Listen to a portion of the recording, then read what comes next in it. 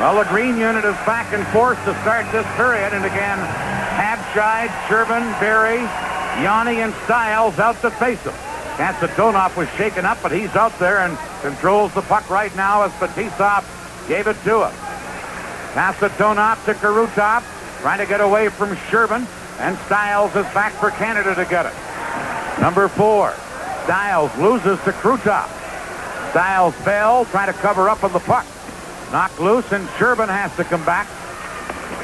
Sherman out to Berry, knocked it by Kasatonov, and Larionov will have to chase back for the Soviet Union.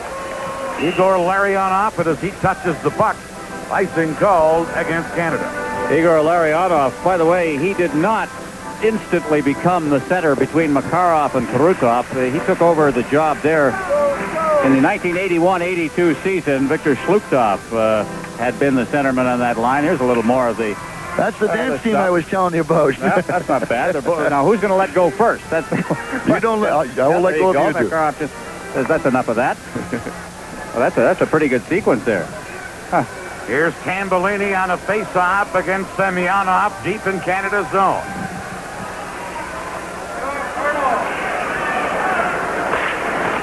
Face-off won by Canada. Felix off the boards, but big Semyonov is there to flip it into the corner. Gregg came over to take him. Now Yashin out in front. Shoots, he scores! Number 25, Sergei Yashin, comes from behind the net, and the Soviets at the 45-second mark of the second period lead 1-0. Well, you're not going to see quickness like that very often. Yashin, with a tremendous burst, he went one way and then went the other. As the puck goes behind the net, well, we missed it completely on that one. We'll get another. Here's a good view of it now. As he comes out quickly, and Burt got over, but just that fraction late, and it's into the net. A big decision in front of the net by Zarley Zalapsky.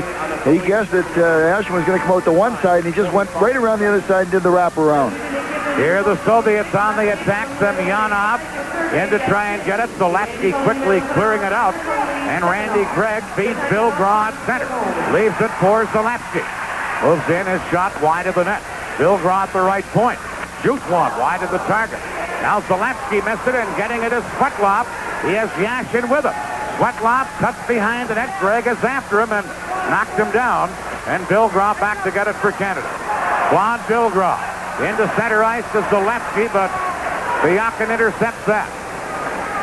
Now the puck loose in the neutral ice area, and now it's called back on a two-line offside pass.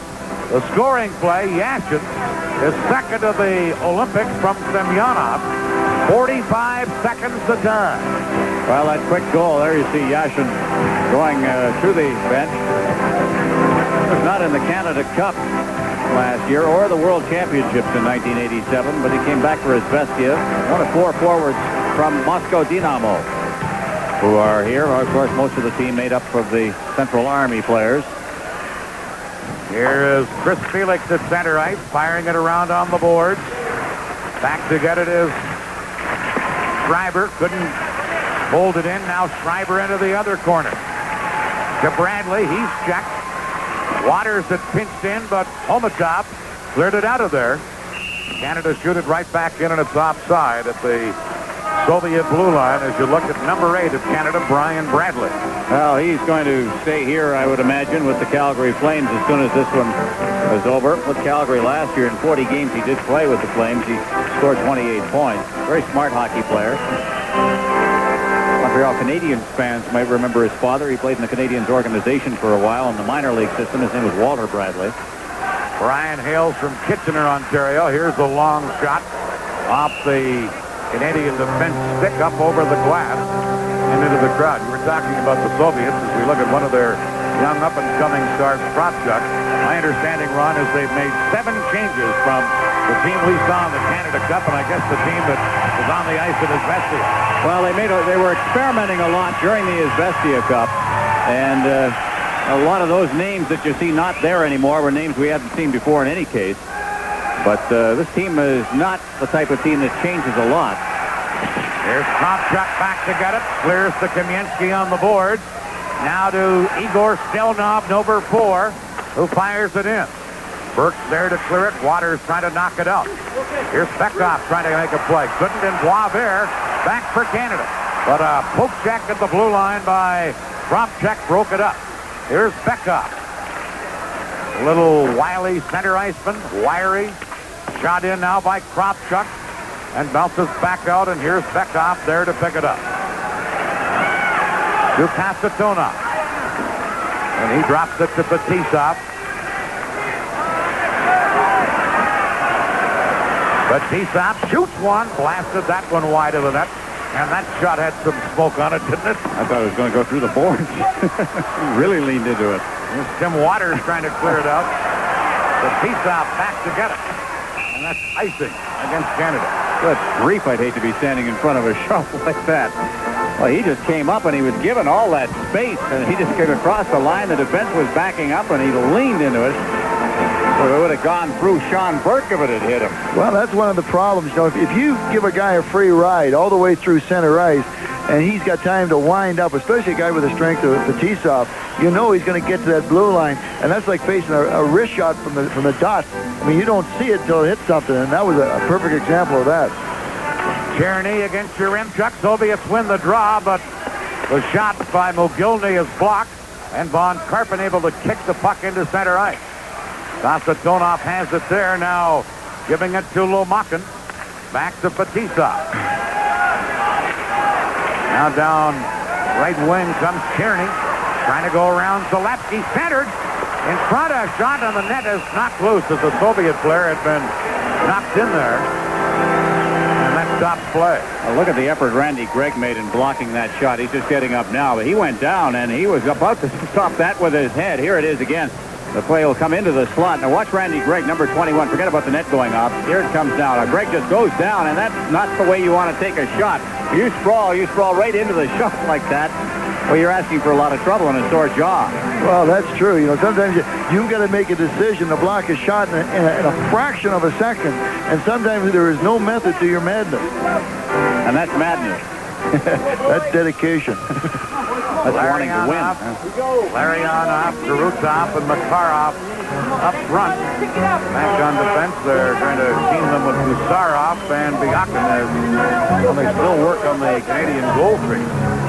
Apparently something wrong with the ice right at the left goal post that the linesman now works on.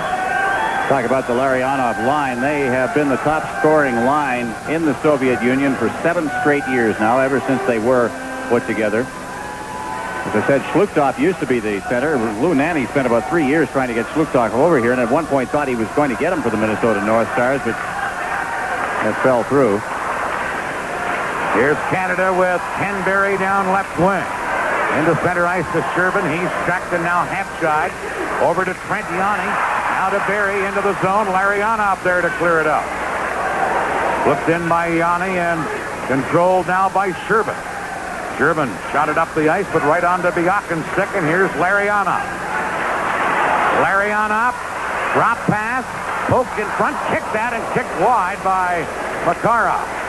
Gusarov at the point. I thought that puck had come outside the blue line, but they didn't whistle it down, and Burke had to make the save. And Pepper's flare once again. 1-0 the Soviets leading as we look at Sergei Makarov. What a long and great career. Some great moves here. But there goes Ken Berry. There's that dance team going. Now watch Makarov. He steals the stick, pulls it out of his hand. He says, I'm going to put it where he can't get it, and he dropped it on the back of the net. Ever seen so much lumber lying around? We've had 6 or 7 players now lose 6. Just lose them, not break them. And Makarov there with a great effort. The kick it there with Karutov just off the side of the net. That very nearly cost Canada, and he was tied up completely, still managed to get a pass away. A foot pass, mind you, a soccer pass. But there's Semyonov. They have him listed at 6'2", but boy, he looks bigger than that as you see him stand out there to take the face-off. Number 30 for the Soviets. Abshide and Semyonov. Waters trying to clear it for Canada. Abshide got it to Vilgrom. Claude Vilgrom from Carlsberg, Quebec, moving in. Steered into the corner by Stelnov. Now Tambellini back of the net. Did get it in front, but Stelnov there to intercept. Delnov to Yashin, who scored the only goal. Into Semyonov. Hooked that by Felix, and now Poplinski comes over. He bumps with Kravchuk. Jim Waters now with the puck. Round on the boards to Chris Felix. And Felix able to clear it out into center ice. Delnov shoots at the Canada's blue line. Jim Waters has it there. Waters skated off by Svetlov. Now Bill Groff for Canada, but Kravchuk ties him up. Back into the Soviet zone, and here's Igor Stelnov, number 4. Quickly out on the board. Shot by Kravchuk into center ice. Canada break it up. Back they come. Long shot by Bradley. Bad save by Milnikov. Soviets clear it. Held in again by Canada. In behind the net for Boisvert. He gets it to Bradley. Bradley centers. Schreiber a shot. Blocked by Stelnov. Schreiber still after it. And then it's cleared by Kaminsky out of there. Folks thought that the Soviets could have had a penalty, but none was called. And this is icing as Gregg goes back to get it. Soviets leading here in the second period. 1-0. While the country is going to sleep, Canada's largest courier air fleet is being loaded, ready to span the skies from coast to coast, serving cities, towns, and communities all across this great land. Purolator's investment in resources and technology makes them the fast, dependable, all-Canadian courier company. Why waste time with anyone else? Call us. With Brad Park and Ron Roos, Dan Kelly at the Saddle Dome. Quick shot by Yaremchuk from the faceoff. Milnikov stops that, trying to center. Malinowski, but the Soviets break it up and clear it out of there. And here's Fetisov carrying in to Bekov. Yaremchuk will get a penalty. Bekov took a dive, but they'll call a penalty anyway on Yaremchuk, and he can't believe it. I told you earlier that Bekov was a wily little guy, and I don't think there's any question. He took a 9.9 dive, but the referee didn't spot the dive, didn't spot the hook. Well, he saw a stick go up around the face of Yaremchuk as he was going over the line. Now, here it is. There's the stick. You can see it up. Now, Bekov just simply went down on the play. I don't know how much of the hook was in there. Yeah, I think he's been called for high sticking, not for a hook. And Bekov, what he did was make sure that the referee saw it. Again, the referee is Antti Koskinen of Finland. Don't want the sticks up. You can have all the holding, and apparently he's letting that go, and he's letting a lot of the pushing go and everything else. But the sticks go up, and that's when the penalties are called. So the Soviets, with that strong power play, 12 for 26, but 0 for 2 in this game, have the man advantage and lead it 1-0. Here's Homatov into the corner, side of the net to Bekov. Back on the point. Here's Byakin into the side of the goal to Homatov. Got it in front, shot by Bekov, right on, and Burke comes up big and held on. And then Berry jousts in front of the net with Homatov. All right, here's the play. Watch the stick of Yaremchuk up around the face. And Bekov, as I say, we don't have a good enough view to see whether he got it into the face or not. But it was enough to attract the referee, who was on the other side of the ice and looking straight at it, and he called it. I'm not saying it wasn't high sticking. I'm just saying Bekov made it. Oh, he added to it. I mean, but again, emphasize it. Make it look good. He made it look pretty good, too. They're going to get I don't know what's going on here. Is a timeout been called, or they're just slow getting organized? Going to move the faceoff outside the blue line for some reason. Bekov, Kaminsky, and Homatov up front. Gusarov will be 1-point man again, along with Byakin. Canada with Trent Yanni on defense with Stiles, and Yanni fires it down the ice. Abscheid and Boisvert are the penalty killers, as Gusarov is back to get it. Over for Byakin. Now to number 13, Valery Kamiensky. Off the boards to Bekov. To Gusarov. Now to Kamiensky. Tried to get it in front, knocked away by Canada and cleared out of there. Look at that Byakin come back to get the loose puck. Well, they're wheeling right now. Here's Homatov. In front to Bekov, and Burke got a piece of that. That Bekov worked his way into the slot and made a deflection. Now Homatov to Bekov, he scores! Same combination again. And Bekov on the power play makes it 2-0 for the Soviets. Well, Canada outmanned in the slot. Bekov was alone in front twice. He got the deflection right on Burke the first time, and on the second time, Bekov was able to steer it right up top, Brad. Well, watch how Homatov realizes what's happening in front of the net. Two guys are covering one guy. He goes out. Yanni slides.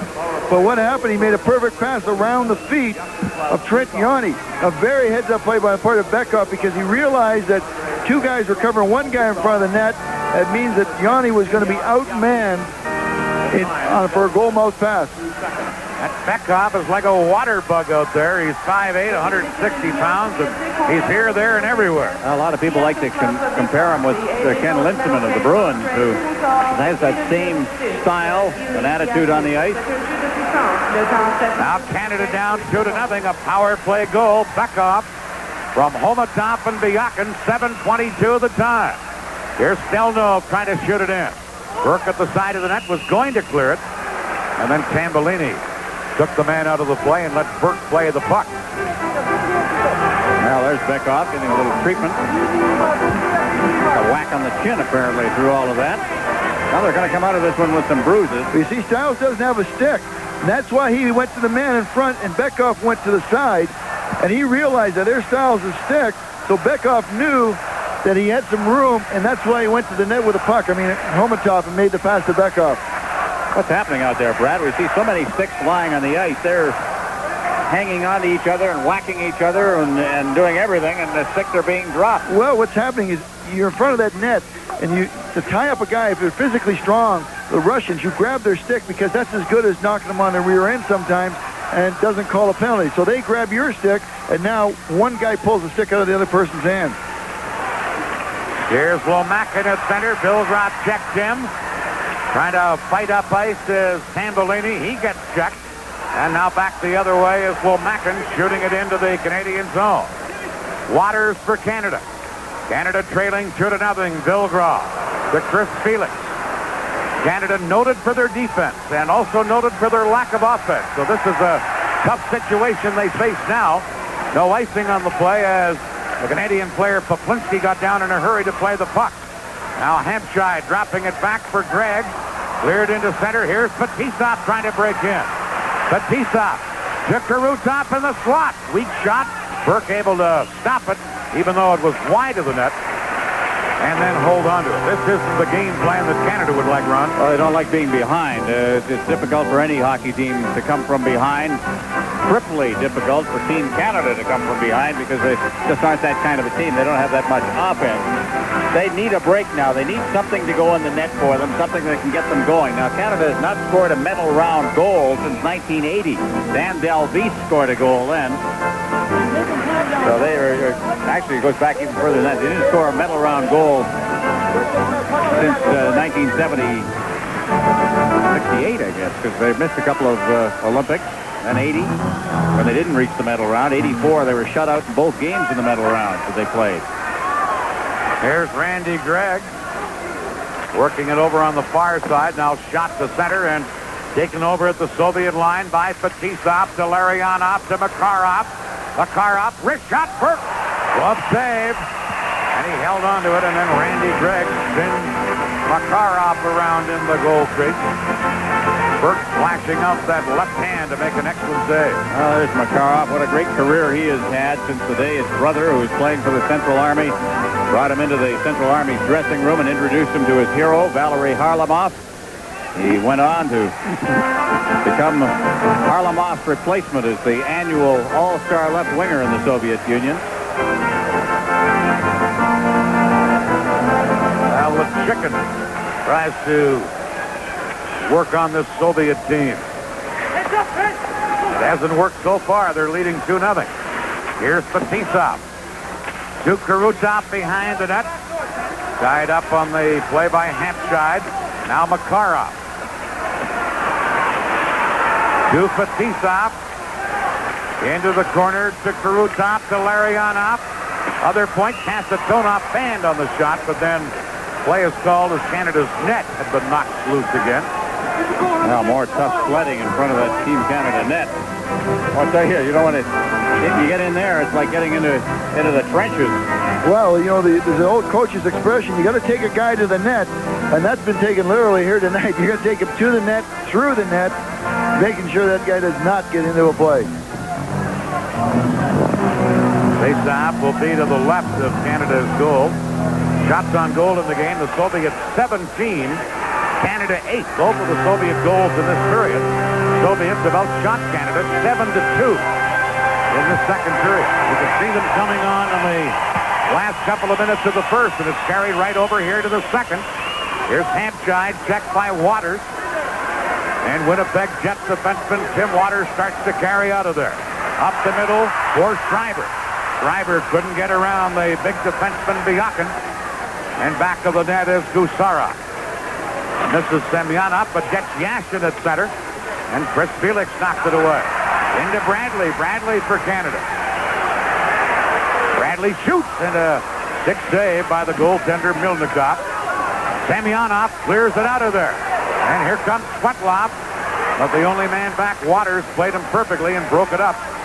And Tim Waters tries to get it going the other way. To Bradley. Back to Waters, but Semyonov at center ice flips it back in.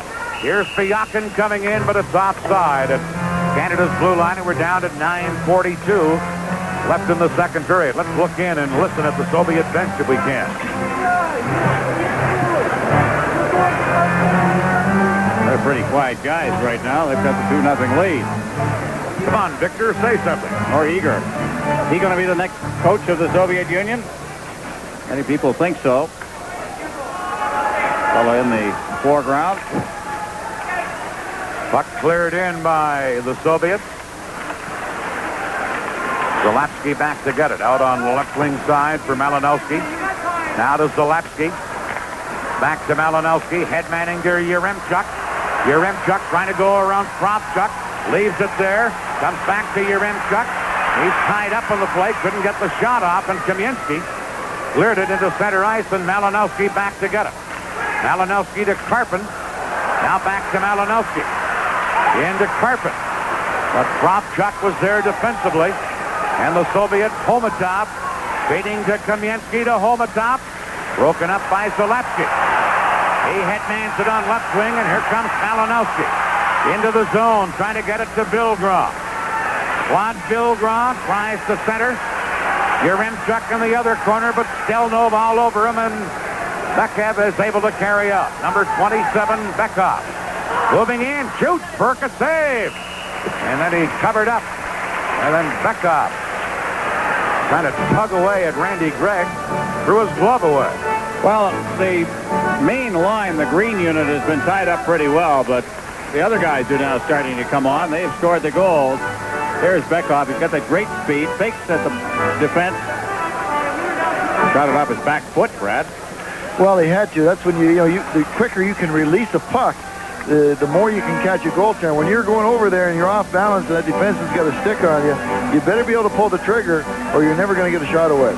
And you'll find that when hockey players, young hockey players, you teach them to step into the puck because they don't have the strength in their wrist. But as they get older, they should be able to snap that shot off of either foot at any time. Fetisov a drive, and Burke a stick save, and it deflects up, and then Felix in front of the net knocks Mogilny on the seat of his pants. Well, the little kid's getting a welcome into this kind of hockey. Alexander Mogilny, who they think is just going to, in the Soviet Union, they think he's going to be a great, great player. Just turned 19 during the tournament. Now watch, Mogilny just took a little shot from Burke, and a little extra shot there from Felix. Down he goes. Great skater, great shot. Young youngest player on the team right now and a star in this year's World Junior Tournament in Moscow. Face-off in Canada's zone, won by Hampshire. Back of the net to Waters. Here's McGillney intercepting it again. Poplinski trying to tie him up, and now Chris Felix. Back of his own goal. Felix, long lead pass to Hampshire, and Milnicop out of the net, able to cover up on it, and then a splash at Hampshire. I think it was by Fetisov. Now McGillney pushes at Hampshire. Well, then Milnicop came out of the crease, and he was going to have a say. Well, there's two big guys. I wonder how they'd fare if they ever have a set two.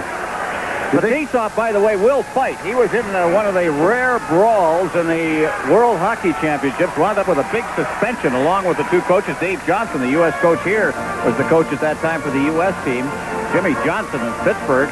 Neil Sheehy, former Calgary Flame, all involved in this deal. As they say, Fetisov handled himself very well, thank you, for a guy who doesn't fight at all. Speaking of fighting, 3 penalties in this game, all to Canada. One cost them a goal. The last goal by Beckhoff was on a power play. Soviets have not had a penalty in the game. Puck is cleared down the ice by the Soviets. Jim Waters back to get it. 8 minutes and 2 seconds left in the second period. Felix into center ice to Bill Grah. Trying to move in with Poplinski, but it's broken up. And called him an offside anyway at the Soviets' blue line. You don't have a mic on him. I don't think we better have a mic on him either. He's pretty upset, and I don't blame him. I don't think that was an offside. I got a feeling that Jim Poplinski said to Fetisov in the NHL, I hope you get your money. I want to see you, son. I want to see you regularly. Hampshire, Berry, and Sherbin out against the KLM line for the Soviets. Kurutov, Larionov, and Makarov.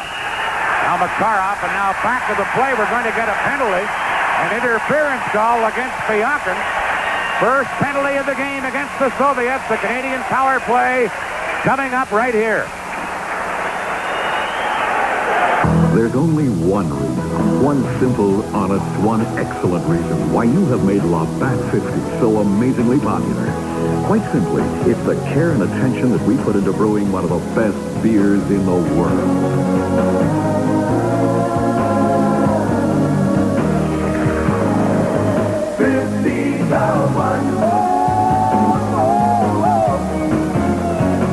You'll never find a better beer.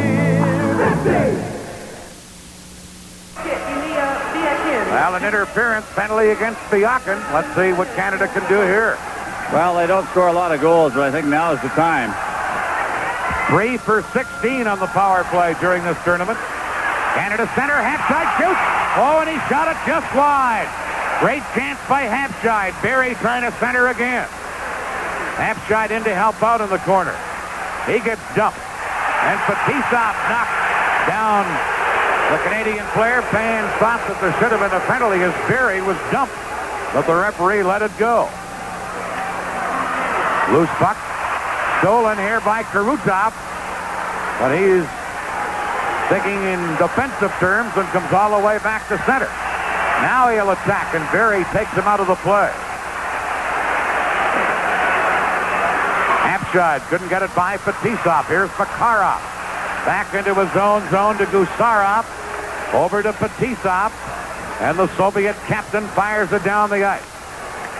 1:05 left in the penalty. Felix, number 23 for Canada. Quickly to Schreiber. Now into center ice to Bradley, who fires it in. Coming in, trying to center is Schreiber. Soviets clear it back out. Felix for Canada. Now it's Tambellini shooting it in. In comes Schreiber. Stelnov there. Puck came in front of the net. Gusarov cleared it. And here's Svetlov, number 16. He's checked from behind, and back comes Bradley for Canada. They fire it in. Trying to dig in is Schreiber back to the net. But Semyonov comes up with it and clears it down the ice in just 16 seconds left in the penalty. After the early good shot and the miss of the net, Canada's had nothing on this power play. Almost like they shot their bolt, isn't it? Kravchuk for the Soviets. Trying to feed Homatov. Burke out of the net to play that one. Leaves it for Trentiani. Cleared, intercepting Byakin just out of the penalty box. Byakin's weak shot and Zalewski cleared it away. Homatov over to get it. Trying to center. Here's Bekov. Back of the net. Byakin tried to center, but Yaremchuk intercepts. In Yaremchuk to Vilgrad center. He just chipped it into the zone, and Fetisov is back for the Soviets. Vilgrad into Voracek. Does a good job. Knocks Fetisov down, but Bekov came back to help out. And the Soviets clear it out of there. And will take the icing call as Tim Waters goes back to touch it. Well, we've got 19,000 people here in the Olympic Saddle Dome right at the moment. And all of them a little bit on their hands at the moment, waiting for something to happen. But this good chance, that's Habshai just missing the net. You've got to score on those chances. If you don't, you know, this is the old line. You're only in a top flight game against a top flight opponent. You're only going to get so many scoring chances a game. And if you don't capitalize on them, you're out to lunch. The Soviets have had maybe 4 great chances. They've scored on 2 of them. Well, that's what they'll do. You know, they'll kind of come at you when they want. They will not come at you when the offensive structure is not good. They've got to want to outman you to get that good scoring turn. Here's Kearney and Mogilny on a breakaway. Big save, Sean Burke on the youngster Mogilny, who was in alone. And it's cleared down the ice with Kasatonov back to get it. Over on left wing for Gusara. Second time Mogilny's been stoned by Burke on breakaways. Kearney trying to work it in. Gets help from Kamensky. Malinowski tying him up. Tim Waters over on the boards. 4 players jam up.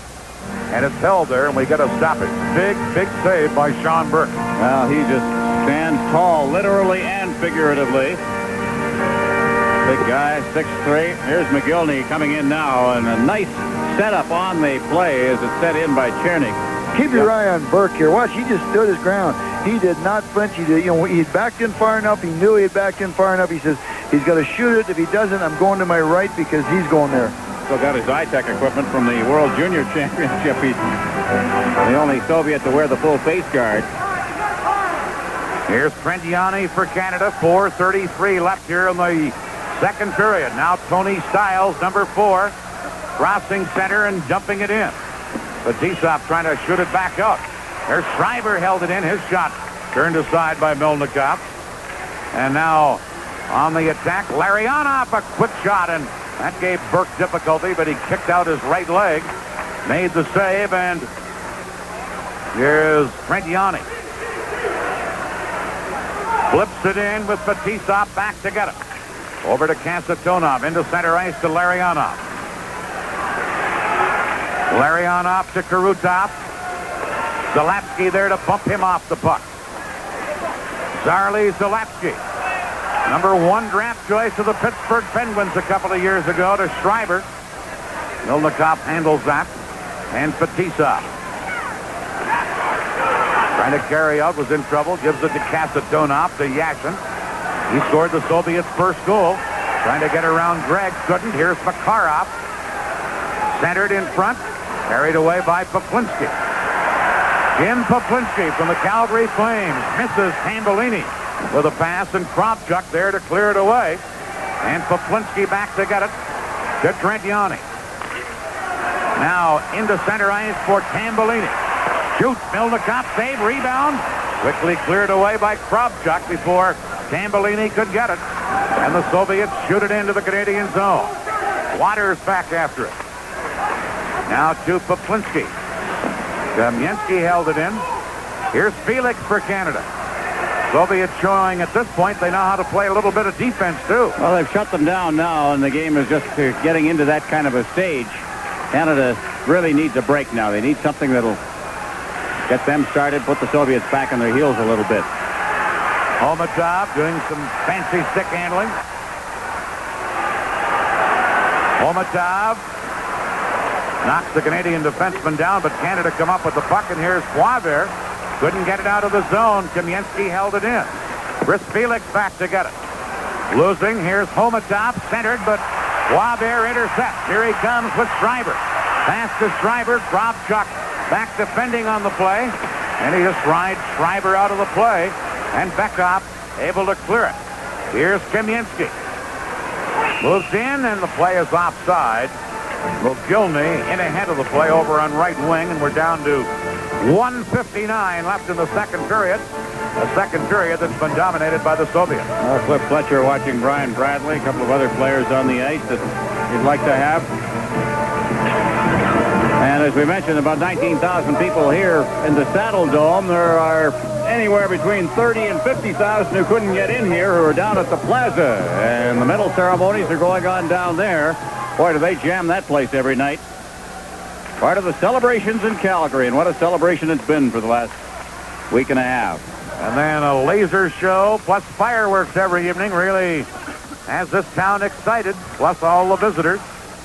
Here's Yaremchuk.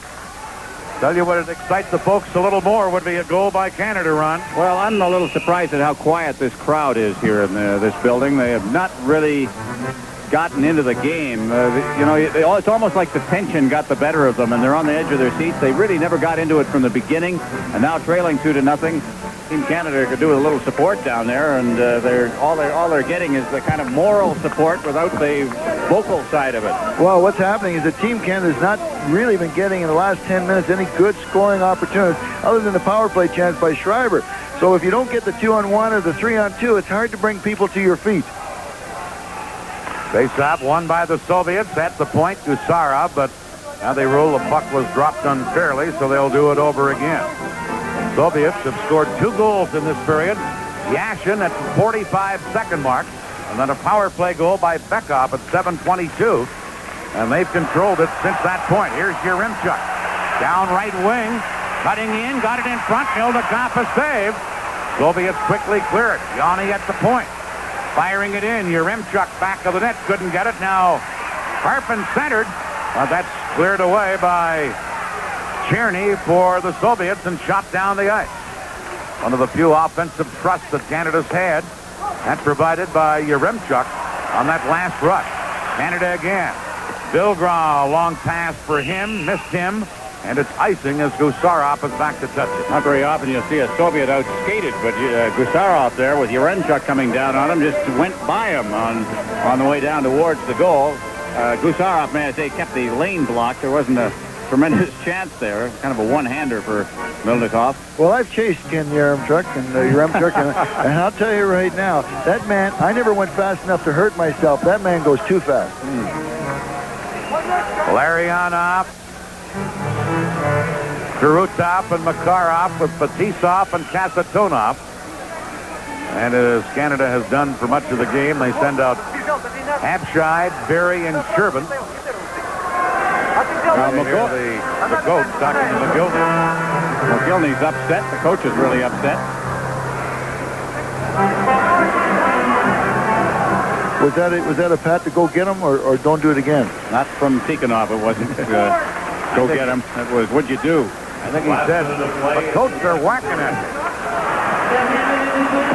Here's Gregg trying to clear it. We're in the final minute of the second period. Randy Gregg trying to move it out of there. Held in by the Soviets, but now they whistle it down because of a hand pass. 47 seconds left here in the second period. 2-0 in favor of the Soviet Union. That's a Calgary draft choice right there. I don't know whether he'll ever wind up with Fletcher or not. I'm sure you'd like to have him. I'd like to see, I don't know if the National Hockey would allow it, but I'd like to see Calgary keep the big rink and see if it really makes a difference in the standings. And I'm glad I'm out of the league. I was going to say that.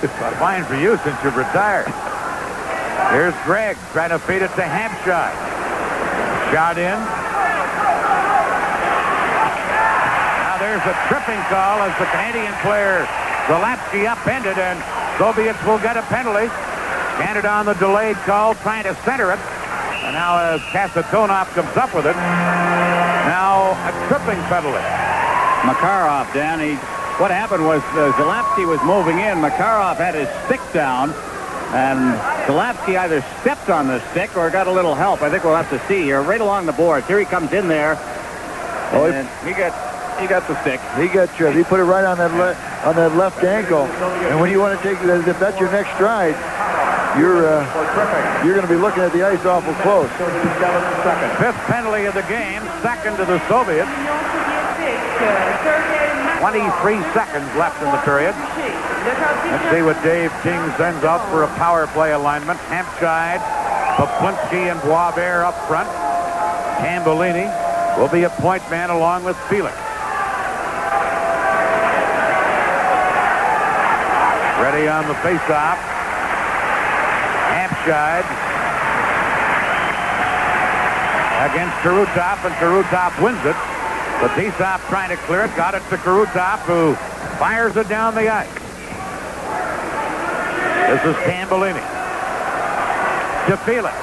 10 seconds left in the period. Here's Hampshire, long shot hit, but Tisop and went wide. But Tisop back to clear it out in front. Karutov there to cover up. And he carries out as the buzzer goes to end the second period. A terrific period for the Soviets. Well, they pick up the goals from Yashin and Bekov, and they have a 2-0 lead now. And it's going to be uphill for Canada from here on out. Shots on goal favor the Soviets too, 21-14. It's 2-0 Soviets.